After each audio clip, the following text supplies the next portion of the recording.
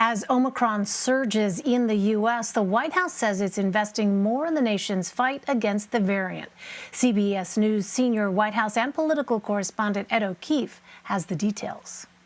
With millions of kids heading back to school this week and several 100,000 starting remote learning, President Biden weighed in. We have no reason to think at this point that Omicron is worse for children than previous variants. We know that our kids can be safe when in school, by the way. That's why I believe schools should remain open. To deal with the spike in Omicron cases nationwide, the president said he would double the purchase of Pfizer's antiviral pill from 10 million to 20 million, with the first half available by June. It's proven 89% effective at preventing severe illness and death. They're a game changer and have the potential to dramatically alter the impact of COVID-19. But the administration still gets low marks on how it's handling the pandemic. A persistent concern is access to testing. Everyone's sold out a test till Saturday. I called around, so it's hard to even find somewhere to go. I spent 2 days trying to find a place. I know this remains frustrating. Believe me, it's frustrating to me. There is a sense among many that the country has lost control of the virus. Would the White House agree with that? We would not. We're in a very different place than we were a year ago, Ed. 200 million people are vaccinated. We have also just purchased the largest over-the-counter purchase of tests in history, 500 million tests. And Ed O'Keefe joins me now from the White House with more. Hi there, Ed. So speaking of those 500 million free home COVID tests, do we know yet when Americans will be able to begin placing their orders? We don't, Elaine. Good to see you. Happy New Year. And in fact, that is the sort of one of the leading lines of questions we keep asking around here. You told us last month that come January, up to 500 million at-home, probably antigen tests would suddenly become available to Americans to order online. Well, now today, the White House press secretary tells us that the final contracts for this agreement are going to be signed and the vendors will be chosen. And then within a few weeks, Americans might start to get access to these tests. But where's the website? Who's building it? Will it be able to maintain the crush of demand? How soon will those tests get delivered? All those questions still yet to be answered.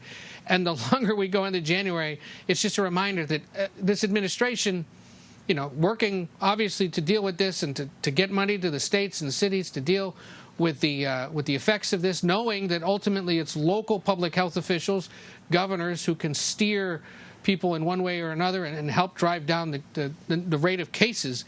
But every so often they make this big announcement with the federal government's purchasing power. Today, for example, saying 20 million pills of the COVID pill that will become available by the end of September, a pill that would be given to people who have COVID and it would help them deal with it quickly. But, you know, you then ask the questions about the follow-up, you know, the details of these things, and they don't come, and you just realize that it's just dragging out longer.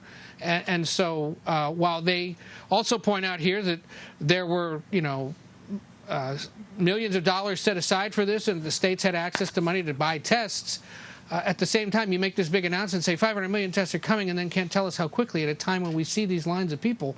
You can understand why it adds to the frustration. And it's a reminder that, you know, they're going to announce these kinds of decisions and moves being made by the federal government to purchase things and move personnel around, but really follow the details of this and see how many of them they're sharing with us to get a sense really of how things are going. And so on that point, Ed, as you mentioned, the White House did announce it is doubling and accelerating its order of Pfizer's antiviral COVID medication. Is there a specific distribution plan in place yet? No, there isn't. Other than to say today, they had already announced plans to buy 10 million of these pills, and they're coming from Pfizer, and they're going to take a while to put together. You know, the chemicals of this, the science of it means that it's going to take a while, and it's a new pill. They got to come up with the manufacturing capacity and whatnot. Originally, it was going to be that these pills wouldn't be distributed until the end of September. Now that first wave, at least, will be ready to go by the end of June, and then the next 10 million will be out by September.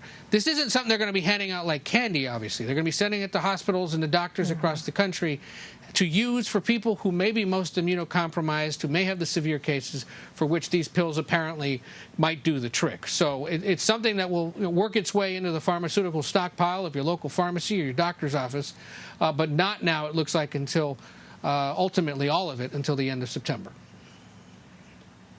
Well, the president continues to highlight booster shots as one of the best defenses against the Omicron variant, the severe effects from it.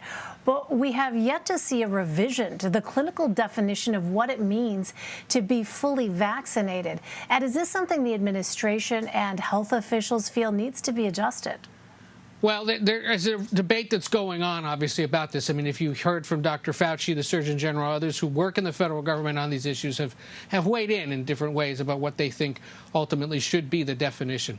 Ultimately, a decision would come from the CDC, which, of course, is an independent advisory panel or an independent agency separate from the White House that doesn't take any political pressure necessarily, but would make the decision on its own based on scientific fact. Obviously, based on some of the comments by some of those that work with the president on this, don't be surprised if that day comes.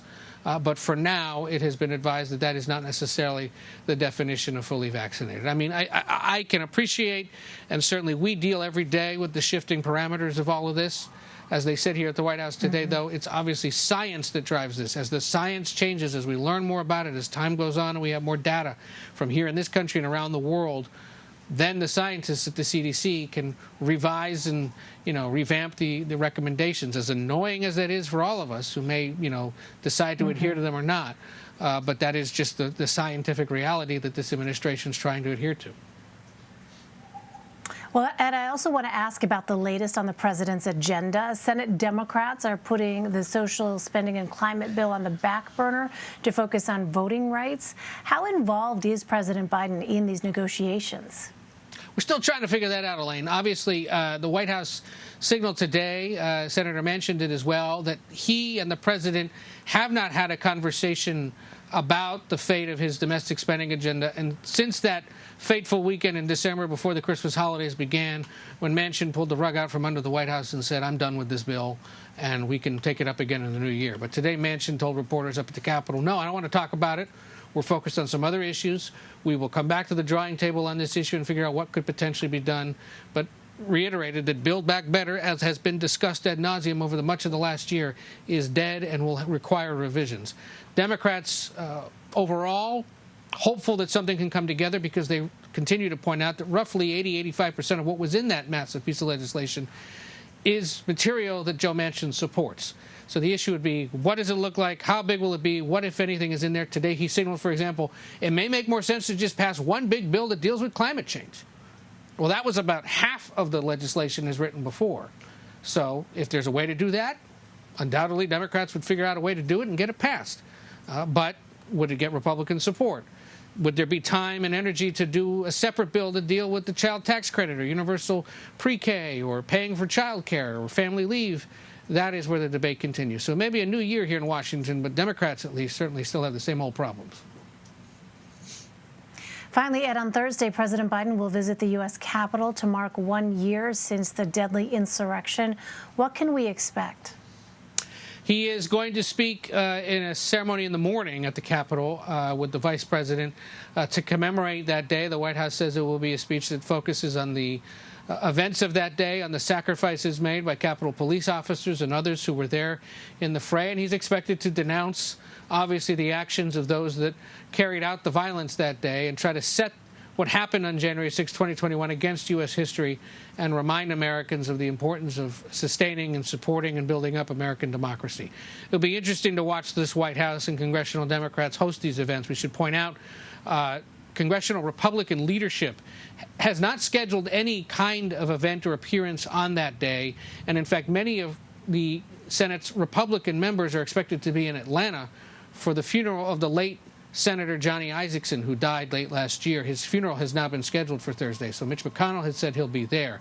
The other development tonight is that former President Trump, who had originally scheduled a news conference for 5 p.m. Eastern on that Thursday, January 6th, has announced instead he will not hold that news conference and focus all of his energy and attention on a rally he's holding in Arizona later this month. Seems that he may have gotten some advice from those around him that it's best to stay out of January 6th. And focus his attention elsewhere. There are a lot of supporters who want to see him out there campaigning on behalf of Republican candidates that he's endorsed. There are several of them out in Arizona, which is why he's headed there later this month. All right, Ed O'Keefe at the White House. Ed, good to see you again. Happy New Year, and thank you. You too. Take care.